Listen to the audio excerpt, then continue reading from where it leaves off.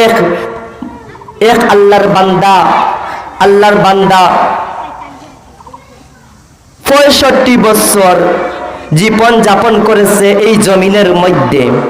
জীবন যাপন করার পরে আল্লাহর বান্দা আল্লাহর গুণকীর্তন এমন ভাবে গাইছে যে সে কোনো আমল ছাড় দেয় নাই। তাহাজ্জুদের নামাজ পড়ছে, সালাতের নামাজ পড়ছে, এরবারে আমল সবগুলা আমল করছে, জিকির আজকার আল্লাহর হুকুম আহকাম মানিয়ে চলাফেরা করছে। কয়শো বছর? 64 বছর। হ্যাঁ, 64 বছর জীবন যাপন করার পরে আল্লাহকে সন্তুষ্টি করে ফেলেছে। তারপরে বলল, না, এই বাড়ির মধ্যে রইয়া আল্লাহর গুণকীর্তন গাওয়া হবে না। আল্লাহকে সন্তুষ্টি করতে হইলে আমি এই গ্রাম অঞ্চল সাইরা জঙ্গলের মধ্যে যেতে হবে।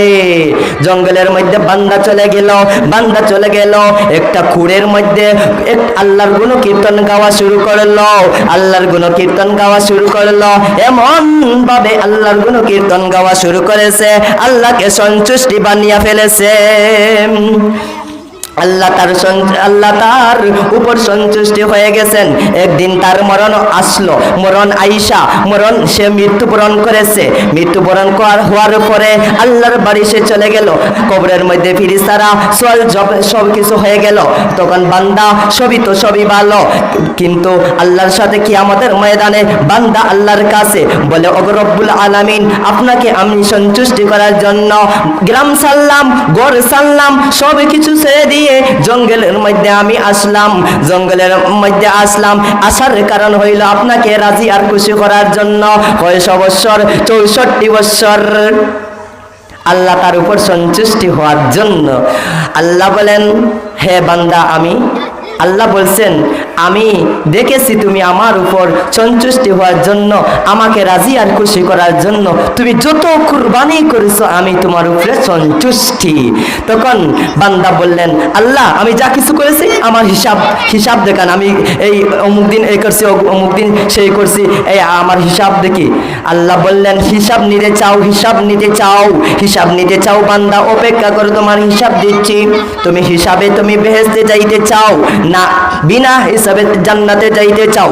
বান্দা বলে, না আল্লাহ, আমি 65 বছর এই জমিনের মধ্যে গুণকীর্তন গাইছি, আপনাকে রাজি আর খুশি করবার জন্য আমি হিসাবগুলা দেই কি, আমার হিসাবের কারণেই আমি বেহেশতে যাইতে চাই, আমি খাওয়ার দয়া নিয়ে যাইতে চাই না। ওই বান্দা ব্যাকল। দেখেন বান্দা কিভাবে আটকে যায় আল্লাহর কাছে। তখন বান্দা আল্লাহর কাছে ফরিয়াদ করে, রব্বুল আলামিন, আপনি আমার একটু হিসাব দিয়ে দেন, আমি হিসাব দেইকা আমি হিসাবের জান্নাতে যেতে চাই। তখন আল্লাহ হিসাব দিতে চায়, হিসাব দিতে দেওয়া শেষ হয়ে গেল।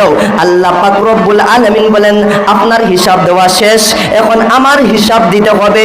আমি আপনাকে অর্থ প্রত্যঙ্গ দিয়েছি, তোমার শ্বাস নিঃশ্বাস দিয়েছি, তোমার 2 পাও দিয়েছি, তোমার 2 হাত দিয়েছি, তোমার 2 চক্ষু দিয়েছি, তোমার মাথা দিয়েছি, তোমার হেড দিয়েছি, তোমার কান দিয়েছি, নাক দিয়েছি, ওইগুলার হিসাব দেন। তখন বান্দা হিসাব বলে, ও রব্বুল আলামিন, তোমার 2 চক্ষুর দাম কত, তোমার 2 হাতের দাম কত, তোমার মাথা দাম কত, 2 পায়ের দাম কত?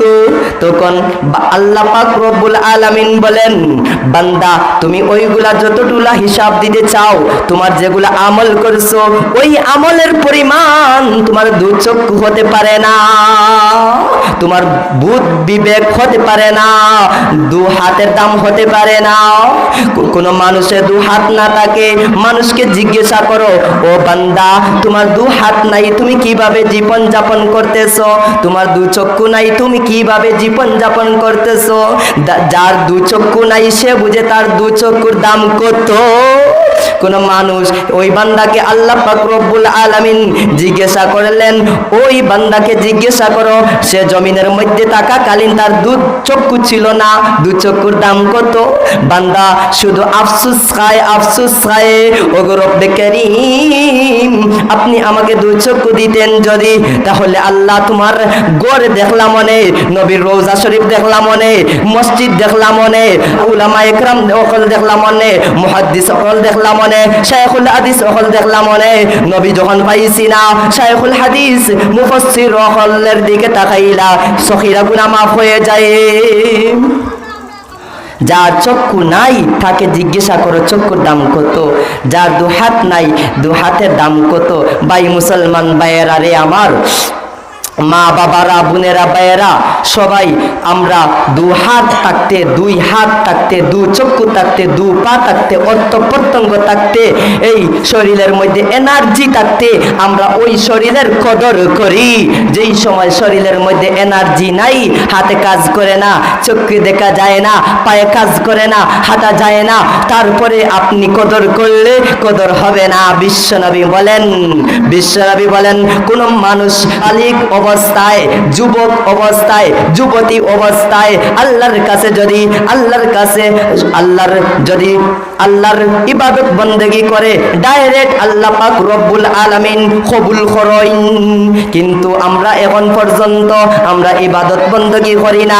কই আমরার বয়স হোক 60 বছর হোক, 50 বছর হোক, এখন আমরা এখন ইবাদত করি লিতামনি, এখন আমরা শরম লাগে, আমরা এখন দাড়ি রাখি লাইতামনি, আমরা এখন শরম করেন আমার বাবার নাই, আমার দাড়ি রাখি লিতামনি। তোমার বাবার নাই খেনে তুমি জিজ্ঞাসা করো, বাবাকে বুঝাও, বাবা তুমি দাড়ি রাখো, দাড়ি সুন্নত, তুমি বাবা দাড়ি রাখো, দাড়ি কখনো কামাইও না।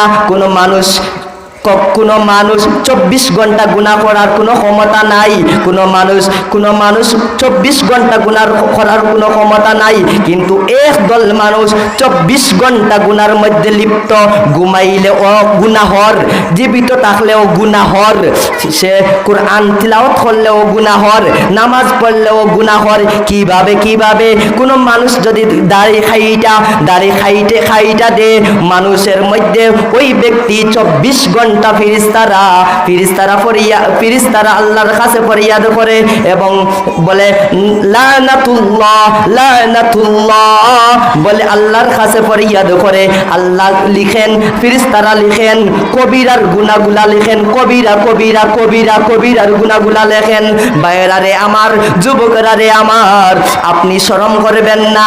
শরম যদি করা হয় আল্লাহর কাছে আপনি আটটি যাইবেন, আপনি দাড়ির মধ্যে কোনোভাবে আঘাত করবেন না, দাড়ি এক মুঠ রাখতে হবে, নবীর সুন্নতগুলো আদায় করতে হবে। পুরুষের জন্য দাড়ি সৌন্দর্য এবং সুন্নত, আর মহিলাদের মাথার চুল হইল লম্বা এবং সুন্দর এবং সুন্নত। মহিলারা কাটতে পারবে না, পুরুষেরাও দাড়ি কাটতে পারবে না। বাইরারে মুসলমানের আরে আমার, বিশ্বনবী মুহাম্মদুর রাসূলুল্লাহ সাল্লাল্লাহু আলাইহি ওয়াসাল্লামের প্রতিটা সুন্নতের মধ্যে বৈজ্ঞানিক আছে নাকি? বৈজ্ঞানিক আছে। এখন আমাদের পন্থার মধ্যে বৈজ্ঞানিকেরা বলছে দাড়ি যারা কাটে নাকি তাদের চক্ষুর জ্যোতি কমে যায়, চক্ষু দিয়ে তারা দেখতে পারে না। 30 বছর, 40 বছর, 50 বছর হইল, এখন চৌকে দেখে না। দেখানোর কারণ কিতা? সে কি করে, দাড়ি উঠার পর তাকে নিয়া শুধু খালি বিলেট দিয়ে সফান খালি খাটতেছে, একবারে বানিন্দা পর্যন্ত খাটি লাইছে, আর তার চকুর মধ্যে জ্যোতি হইমা গেছে।